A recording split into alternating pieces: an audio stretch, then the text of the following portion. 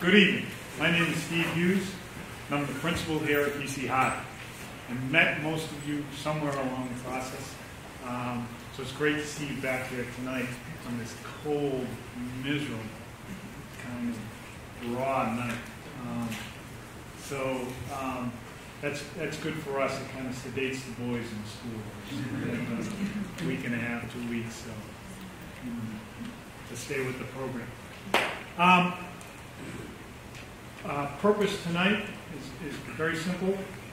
We want your sons to come here, get a little more familiarity with the school. We asked them earlier in the evening to learn the name, hometown, and a few other pertinent facts about one other incoming freshman, and to learn their senior mentors. Other than that, they actually have simple, all kinds of different activities, icebreaker activities, some games they're playing, all to try to lessen the anxiety. They're now kind of at the end of 8th grade, not quite, they don't feel like they're in the 8th grade anymore, not ninth grade, they need a fish and a foul, and it can be a little disorienting for them.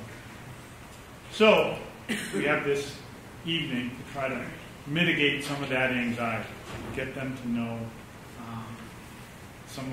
one of their classmates, new classmates, and some of the senior members. Very simple. And for you, what we would like to do is give you what we think is the necessary information to get you from tonight to September 8th. Once we get to school, we'll give you more information then. But now it's just to give you what we think you need, from our experience, think you need to get from here to there. And enjoy the summer with as little anxiety as possible. That's me. Over here, just introduce you to a few of the administrators here tonight. Tall, good-looking guy right there is Mr. Mike Brennan. He is Vice Principal for Student Affairs, which is in charge of all the non-academic parts of the school, which is very significant. Everything from athletics to transportation to health, he takes care of it all. And so if you have any problems whatsoever, you go to Mike Brennan. I don't do the problems. I take like awards and thank you. Problems go over to Mr. Brennan. Very good. Next to him, Mr. Charles Brain. Charles, we call him Charlie. I'm going to call him Charles. In charge of the academic side of the school. And next to Charlie is Tom Smith, who is our academic dean, scheduling. What else? What is it? Oh yeah, report cards, and he will actually have the most critical part of this evening, because he's going to show you the website and what where you can find information when you walk out of here and forget what we talked about. He'll be able to make sure you can have access to that, among the many other things that he does. He's also a good-looking guy, too. I did that on purpose. It gives him something to talk about later on. Anyway, that's not me, right? No. Okay. So at this point, I'm going to turn this over to Mr. Brennan, Mike Brennan, who will talk a little bit about student affairs.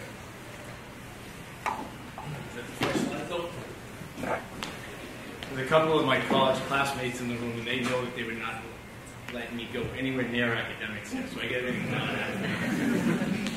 Student affairs, as Steve said, there's what happens in the classroom, there's the life outside the classroom, and then over that would be our nation, mission, and identity. So a few things. In early August, in one of the Eagle updates, and folks have got an Eagle update, so you've seen that, you know what that is, that language? I will send you a link that will have the handbook. We're revising it. take your time with your son and read it. It gives very specific, detailed information, what to wear, when to wear it, how to wear it, when to be to school, what behaviors to avoid, what behaviors that we encourage. That's going to be an important document for you early on, especially, I find, September 8th to Columbus Day. That first 6 weeks of school is really when they set their routine. And setting the routine will be very important for the guys. They will get to that Columbus Day weekend holiday and ask you to do something you would not have imagined them asking you to do on Labor Day. Like take them to the train so they can go to Medford to their friend's house, or go to Plymouth, or somewhere that they would not have thought about doing at the end of August. So the handbook will help you with that. Part of that will be a contract signing that states that you have read the handbook and you understand the handbook. Because if he does get in trouble, we're going to go back to the handbook and say, here's what it says. Did you read this? You should be familiar with it. Okay? Transportation. How many folks' son will be taking the T? Okay, just about everybody. T-passes are sold from the Student Affairs Office. The T is changing the way that we order the T-passes. And I think this year, on August 15th, we have to submit our order for T-passes so we can get them by August 27th and get them to the guys as soon as we can around the beginning of school. There will be a few days at the beginning of school that we're sorting it out, and they'll probably have to pay, and then we'll get the T-passes out. They're $260 for the year. The T-pass gets you all of the Red Line subway service within the city and through the commuter rail Zone 2. If you're beyond Zone 2, we have another prepay program where this Keolis and the T give us a discount so that your sons don't have to be approached by a conductor and ask for the rest of their fare. If you choose that option, which I recommend, on the Eagle card, people familiar with that term, Eagle card? It's a student ID card, the magnetic strip on the back and picture on the front. It will say on the bottom of his Eagle card, paid through Zone 2, 3, 4, 5, wherever they are. So if a conductor approached your son, he could hold up his T-pass and his Eagle card, and he won't need cash. He won't need any exchange of money. Theoretically, your son does not need any money to come to and from school. His Eagle card will take care of all purchases on campus, and his T-pass will get him to and from. The T-pass, the Eagle card will not work across the street at Starbucks or Shaw's. They will try, it won't work. So if you want to control how much cash your son carries, you should be able to do that. They will discover the South Station food court, and they probably will not come home very hungry, but they get around, and they know where to eat. Athletics. Tryout information will be on the website. I believe it is published now, and it's late August through early September, depending upon the activity. Check that out. Concussions and pre-participation forms.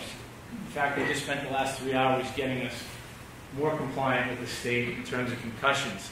A lot of specific rules around concussions. Every student is going to have to pass a concussion test online. It will be a video with questions, and they will have to print out a certificate. The kids will try to, maybe not this year, but in years moving forward, will try to forge the certificates because you can only do one a year, and it takes a half hour, and sometimes a lot of problems printing out the certificate. But no student will be allowed to participate in anything after school without that training. Every student will have to do that training. We recommend that the parents do it as well. We just don't have the capacity to collect 2 or 3 or 4 concussion forms for every boy, plus his. But I would recommend that you take that training. We also need to know the head injury history of your son. If your son plays basketball for an AAU team and he got a concussion last week, we need to know that before he tries out here. Because we need to keep track of how many concussions he's had in his life. Because that's going to impact how we gradually bring them back into the classroom. Forget athletic participation. Should he get a concussion And there are 1,000 different ways these guys get concussions, and not all athletically related. I'm sure there's boys in here who have gotten concussions without playing a sport. Hit by a garage door, slid down the stairs, lots of different ways. So be attentive to that. Student Affairs Office, we do take care of attendance. In the handbook, there will be a very specific phone number protocol, but basically, we take the trust that you have in us very seriously. We need to know where your son is, or you need to know where your son is. Ideally, we both know the same thing. Now, next year, they won't start to play the game, but the year after that, they will start to play the game. If your son's going to be late, we need a phone call. Even if the Kingston commuter rail has 50 guys on, they're going to be late. We're going to ask every one of those guys to have their cell phone with them as they get to Student Affairs, and we'll hear your voice. You know he's late? Yeah, okay, great, thank you. Just so that we're all talking the same language and we know what's going on. If a boy is absent, we need a phone call that day, and we need a handwritten note the next day. Not email, not fax. Some days it'll be a pain in the neck. But it will be the only way that we can verify that you know your son was not here. Quick anecdote. This year we had a junior, got the note. Our dean of students said, there's no way this is an adult's handwriting. So we called him in, slid him the note. He says, oh yeah, my mom wrote that note. I said, really? Oh yeah, and she wrote all the ones last year. Check the handwriting. All 10 from last year she wrote. I said, how come she doesn't know how to spell your name? And he said, look, my first name is spelled correctly. I said, yeah, but it's your last name that's not.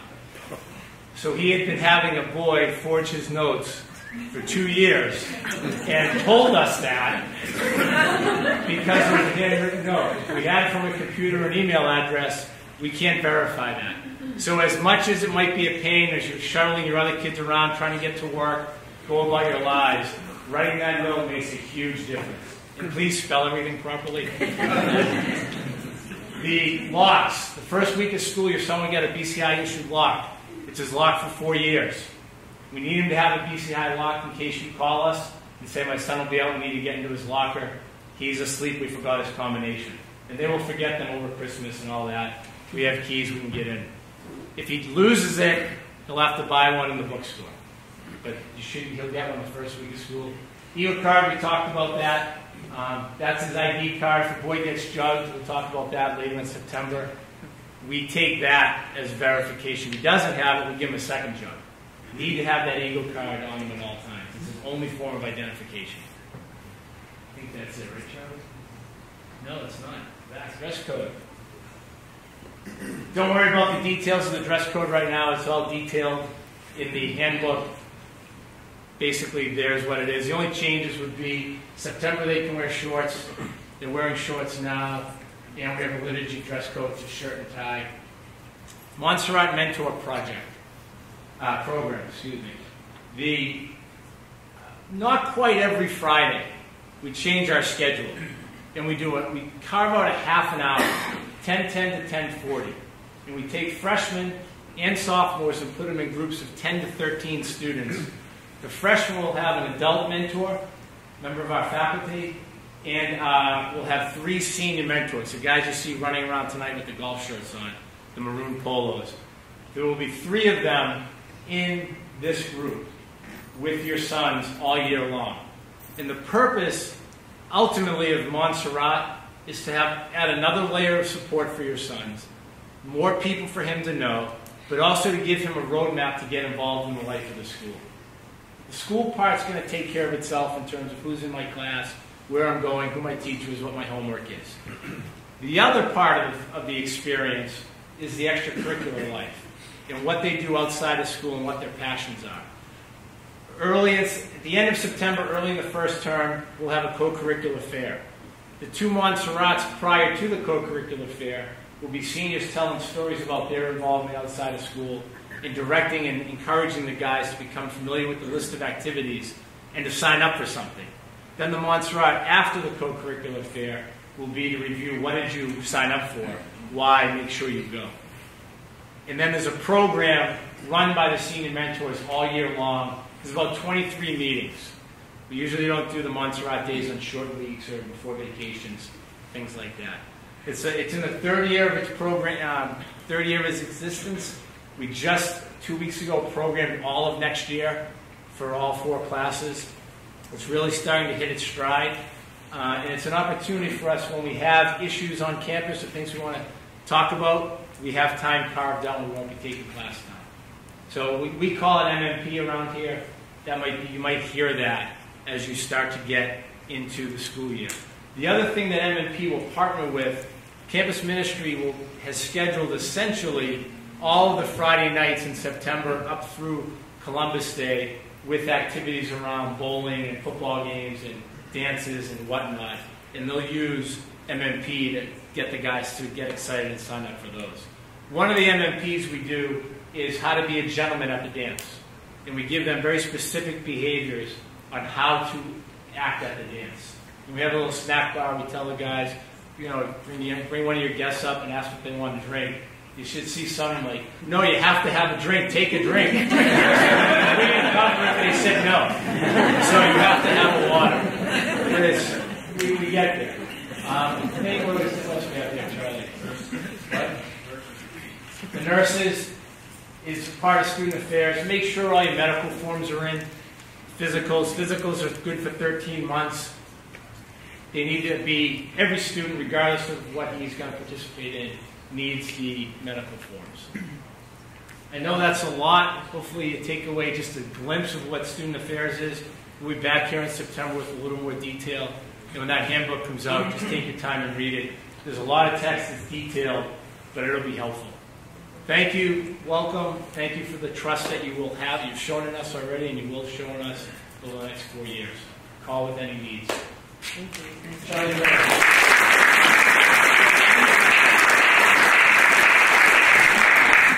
Not nearly as long as Mike. Just 3 quick things. Preliminary calendar, which you can see up there, summer reading, and iPads. There's a lot more stuff I can talk to you about academically, but the focus of today is to get you to September. So we'll have another orientation, which you can actually see on the 17th. I'll have a little bit more to say about academics at that point. But really what I want to do is just help you get to September, get to the start of the year, and worry about the other stuff later. So the things I want to highlight for you, September 2nd is a Wednesday night. It's the Wednesday before Labor Day. We have what's called Freshman Convocation. It's a nice evening event where you and your sons will come. We'll separate you off a little bit. There'll be a program for the parents, a program for the kids. We'll get you back together. A couple of speeches, not too long. I think it's probably about an hour and a half. But it's a nice event. So it's a good event for you to plan on, and that's why we tell you this far in advance. His freshman orientation will be September 3rd. So the day after, it's the Thursday before Labor Day, full-length school day, freshman orientation. What it will do, the biggest piece, along with Wednesday night, is bring together our current 8th graders and your sons into the fully formed class of 2019. So we'll bring them together for the first time that night, and then the next day for orientation. So they'll meet their mentors a little bit more, and they'll meet some of their teachers, and get further acclimated to the school. No classes on Friday before Labor Day, and we start with our first full day of classes the Tuesday after Labor Day. Back to school night's the last thing I really want to highlight to you. We have our regular back to school night at 6:30 on the 17th. You will go around to each of your son's classes, meet the teachers for 10, 12 minutes, something like that. But an hour before it begins, we bring the freshman parents in. So we will all be there, plus a few of the other administrators to give you about 5-minute snapshots of each of the pieces of the school, just so you have some more information as you get into the school year. So again, it's another event to plan for. The other ones there are listed. They're pretty self-explanatory. Summer reading. I'm pressing it once.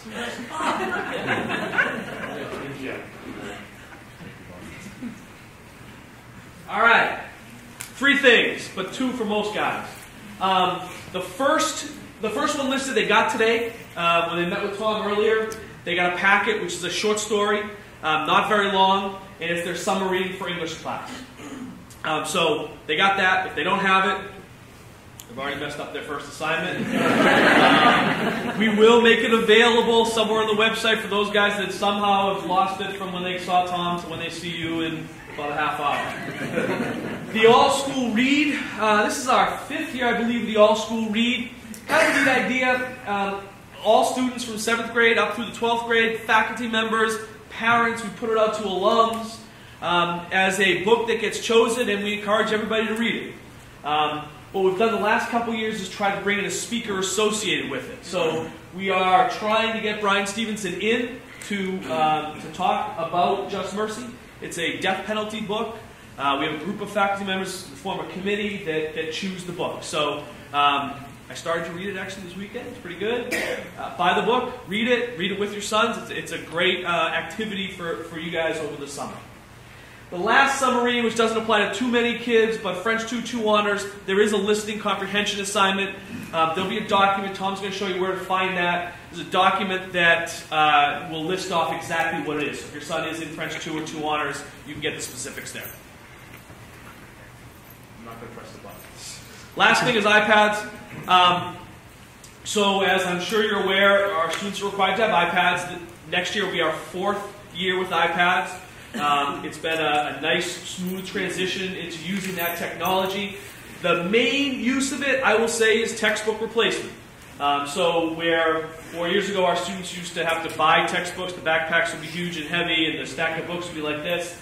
Now it's a lot smaller. It's an iPad, a couple notebooks, and maybe a reader or something smaller. So every student has to have an iPad. If you go online, again, Tom will show you where online. Some of you probably looked at it already. There's a document that lists off the specifications. I would recommend a fairly newer one, so the iPad Air, one of the iPad Air options. I would recommend 64 gigabytes. 16 or 64 are the only 2 options. 16 is probably okay, but 64 is certainly okay. And given that I'm guessing you're going to want him to have it for 4 years, that will serve him well as he goes out a couple years from now. So I would recommend that one. But again, there's a lot more detail about the specifics on the website. You can see them there. I would encourage you to sign up for a help desk appointment, or iPad setup session we're calling it now. Can't do it yet, so don't worry about that. We will get information out to you in an Eagle update telling you how to sign up. It'll be an online sign up. You see the 4 weeks that we'll be running it. 9 to 3 for the first 3 weeks, and then 3 to 6 for the week right prior to Labor Day. It's a half-hour appointment where you can come in and you will get help from a faculty member with setting up his iPad. And by setup, I don't mean turn on and do the initial stuff, but get it onto our school wireless, get his email onto the iPad, and most importantly, get his books on there. The only downside, the biggest downside to the iPad right now is getting books. They come from all different directions. It used to be we have a book sale, you come in, you go to a bunch of tables, you pick up your books, you have them. The problem with the publishers is they're still kind of latching on to their area of the textbook business with the iPad, and so this one you got to get it this way, and this one the school has to buy it and it's a purchase order, and this one it's an iBook, and so we have faculty members who will staff the iPad desk, the setup session, to help you do that. So all you got to do is come in with him, and they will walk you through all the steps. You'll buy this book, you'll buy that book, right through his schedule, and you'll be all set. So I strongly encourage you to sign up for one of those appointments. Like I said, we'll get information out to you probably in a couple weeks. It's an online sign up where you can just pick the dates, the times that work best for you. And the last thing about the iPads is we know that for some of you they're intimidating. You're not used to the technology, you didn't grow up with the technology, and your sons are. So we will do what we can to help you. We've already had one webinar. Tom will show you where the recording of that webinar is if you weren't able to attend. We'll hold other webinars for you, parent coffees, which is just like a 7:30, come on in. There'll be a topic. One of them will be technology. And if we have articles that we see that we think are appropriate for you, we'll send them out to you in that weekly Eagle update that we have. So we know that assistance we can provide you would be helpful, so we will get information out to you as best we can. All right? So now I think, we're on Tom. All right. This is All right, there we go. All right, so tonight your sons should have received 2 things from me. One is their summer reading from English 1, that short story that Mr. Drain mentioned. The other thing is his course lists. All right? Mr. Drain joked about your sons losing their course list between then and now. It actually happened. But for one of the kids in the group that I was with somehow lost the sheet in this crack in the floor beneath all these computers.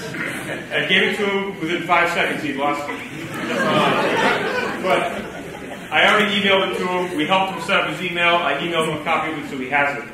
But on the list of courses, you should have biology, Christian thought, English 1, language and math. I'll talk about that in a second. You should have global history, health, and guidance.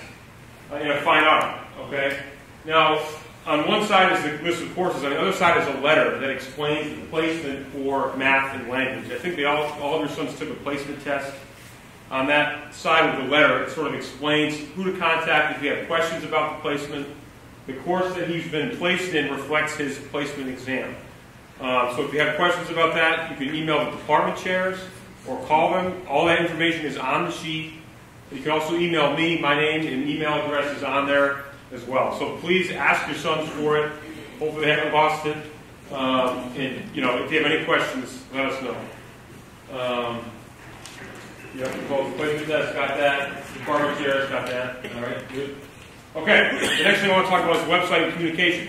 The two primary ways that we communicate with you are the website, which I'll talk about in a minute, but also the Eagle Update, which I think you've already received at least a version of that so far.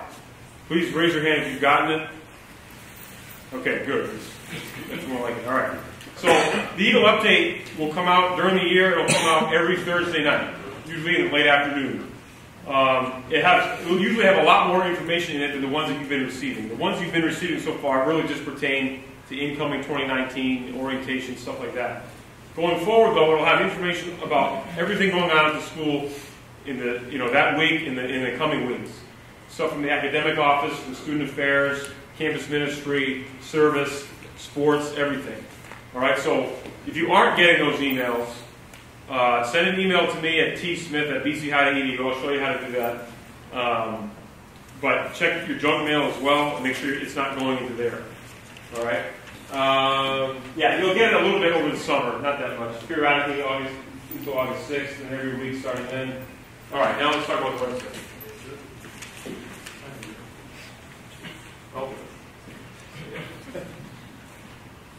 All right.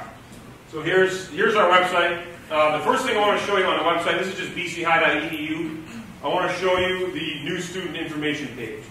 So if you go to admissions, and if you go down here to new student information, all right, this is what Charlie was talking about before. Now this page here has all kinds of information for incoming students. All right, so this on the left here is information for all new students. It's got the preliminary calendar, medical forms, transportation information. It's got our course offerings.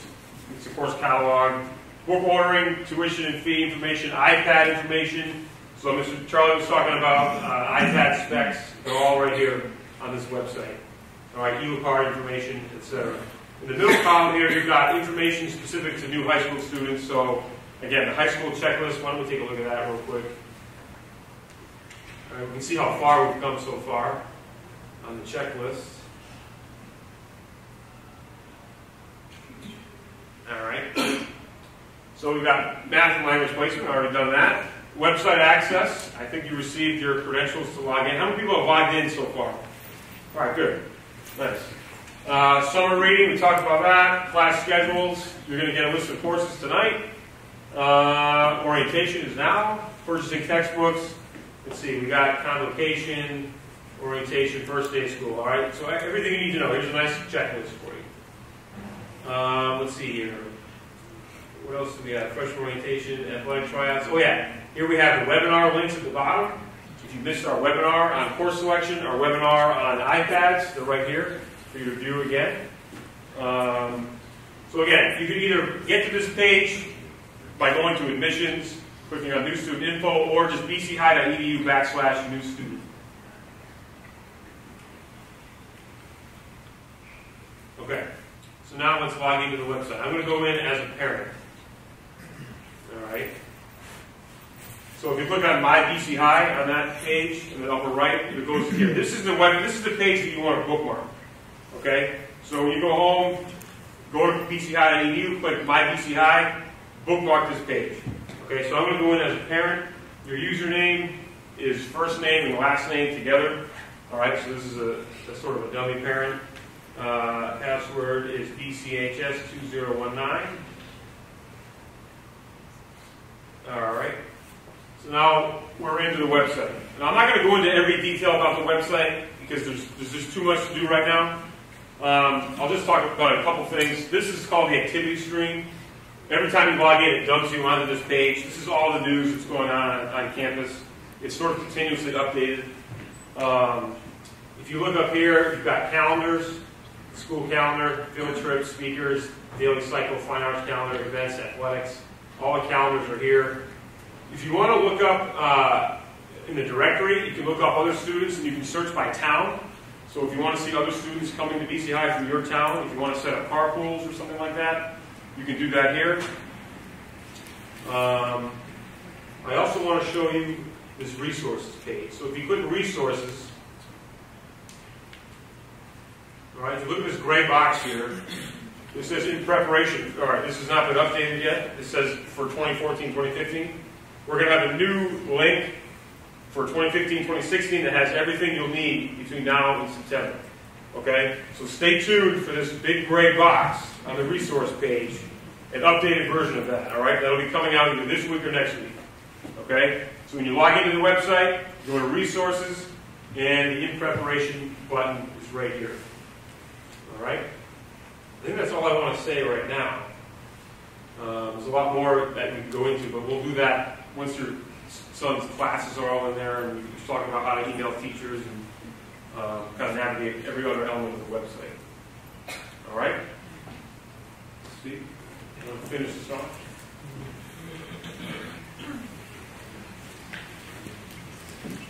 Oh. Well, if you got all that, because we're going to have a quiz now. Everybody's going to have probably just to hit some those marks. The website, if you walk away with how to get there, bchigh.edu, that's probably the most important thing. All the information that we're sharing with you is somewhere on there. And a helpful exercise might be to sit down with your sons, have him, give him a little time to mess around with the website. That's a technical term.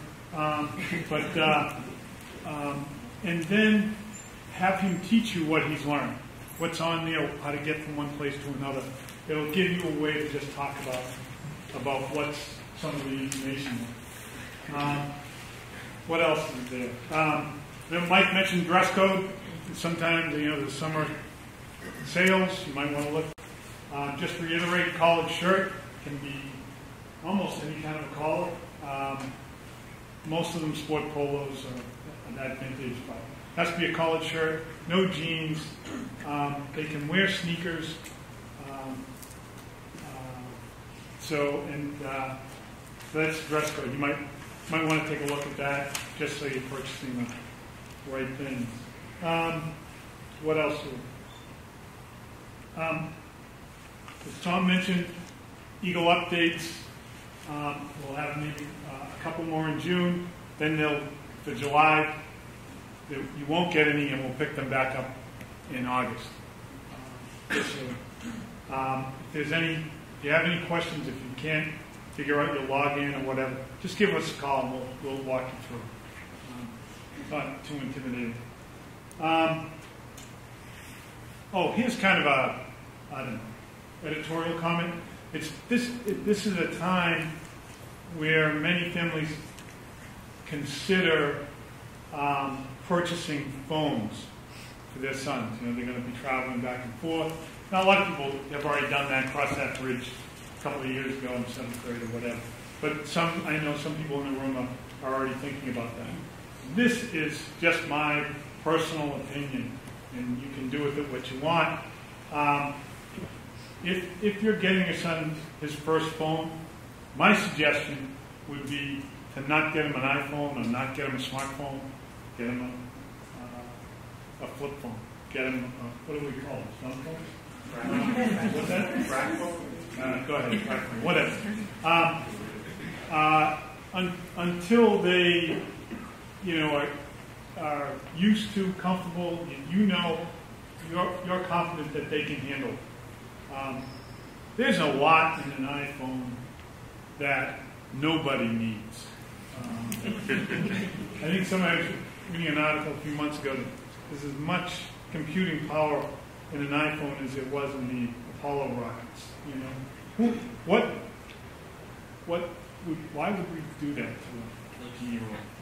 But anyway, if you haven't done it, I'd just put that out there as an opinion. Consider that. Let's see. Feel free during the summer to come and visit. If your son's not used to taking the T, be traveling by T, have that adventure. Let him see if he can find his way here on the T while you walk with him and let him figure it out. But please come visit. You can walk around the school, check it out. Just get him more comfortable with it.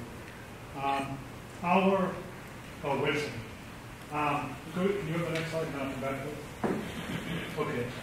So we're in the summer, main office from 8:30 to 3 every day, Monday through Thursday.